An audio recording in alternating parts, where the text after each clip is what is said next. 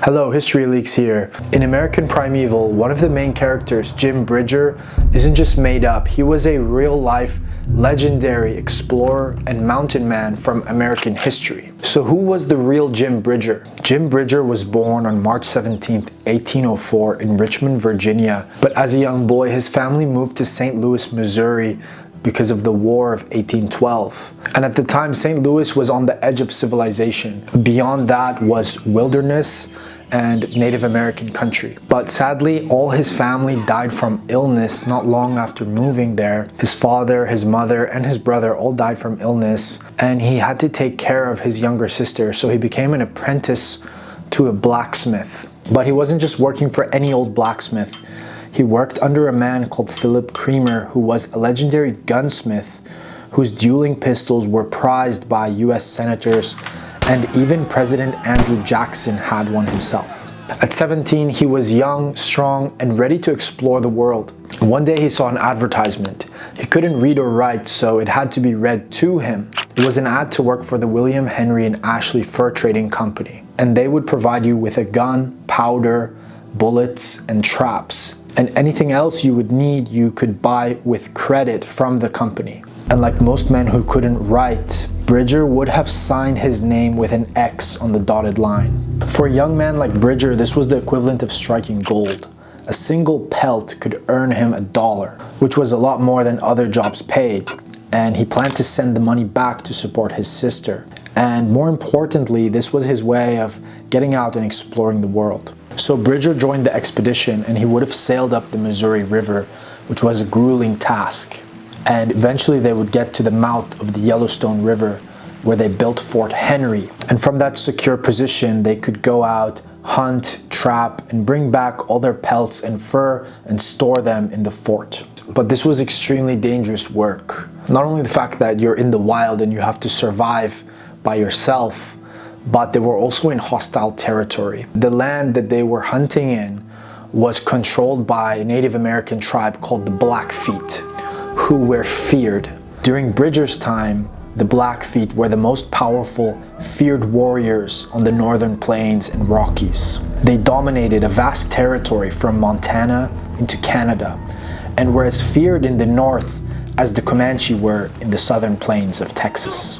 The Blackfeet were serious, they were deadly, and they dominated the gun trade, which gave them an edge over other tribes like the Shoshone, the Crow, and the Cree in Canada.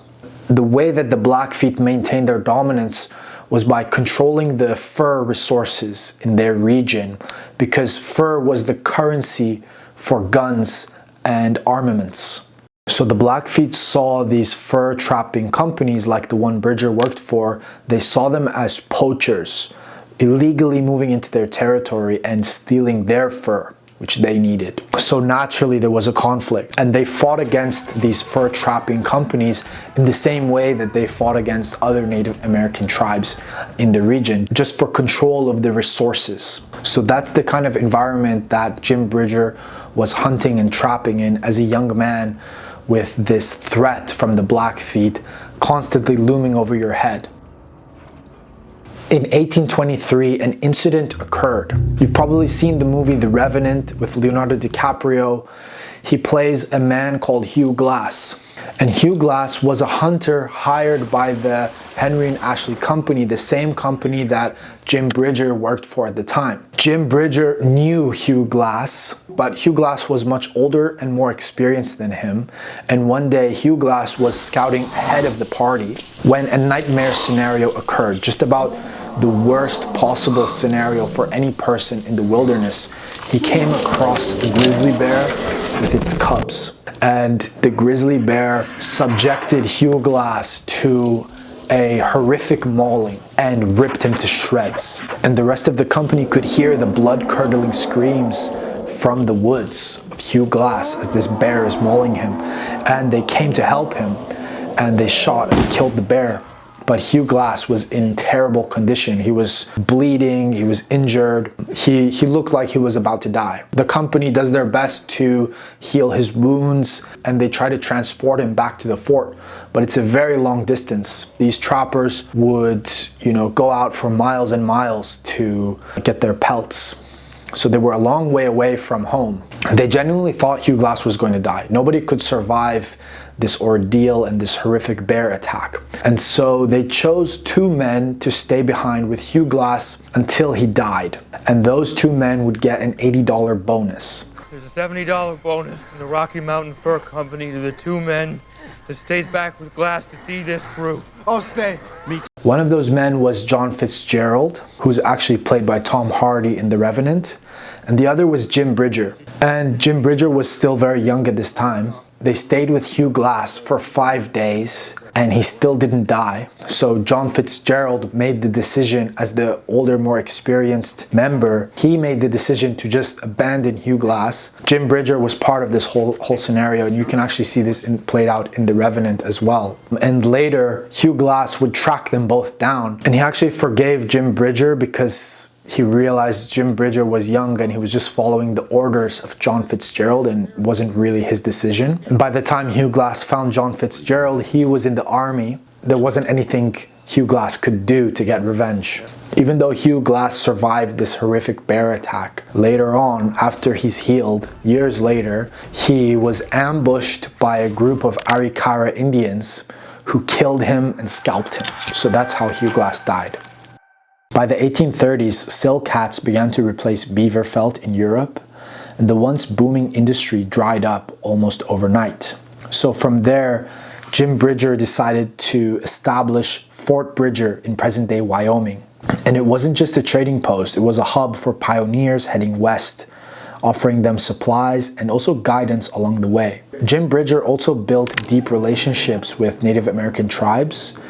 He's said to be fluent in French, Spanish, and multiple Native American languages, and he became kind of like a mediator between the settlers and the indigenous peoples. Jim Bridger would go on to have 3 wives throughout his life, and all of them were indigenous Native American women. His last wife was Mary Washakie. She was the daughter of a Shoshone chief who he was good friends with. But sadly, all of his wives died in childbirth, but he would still father 6 children throughout his life. They also said that because Jim Bridger spent so much time outdoors, he was so tanned that from far away, people sometimes mistook him for a Native American.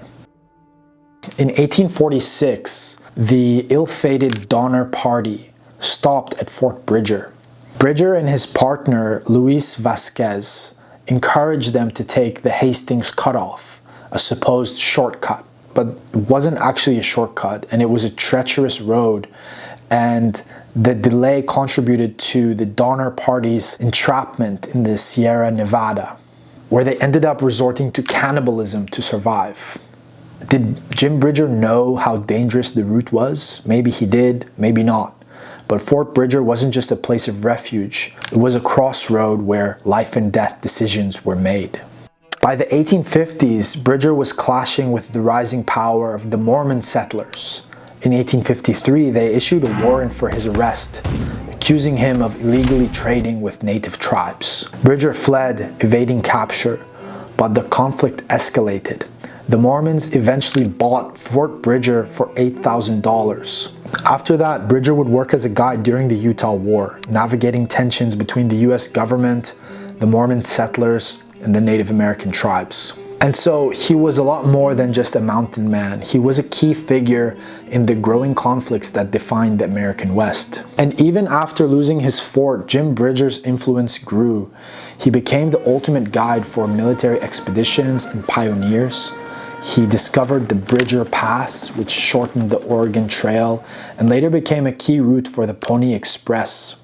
He's said to have kind of a photographic memory that allowed him to map out vast regions of the Rocky Mountains just from memory. By the 1870s, Bridger was blind and had retired to Missouri, where his daughter Virginia cared for him until his death in 1881. He outlived the fur trade, the Indian Wars, and the settlement of the frontier, but his legacy lived on in the lands he mapped, the paths he blazed, and the stories that refused to die. If you like that video, please consider subscribing to my YouTube channel, and I will see you guys in the next one. Take care.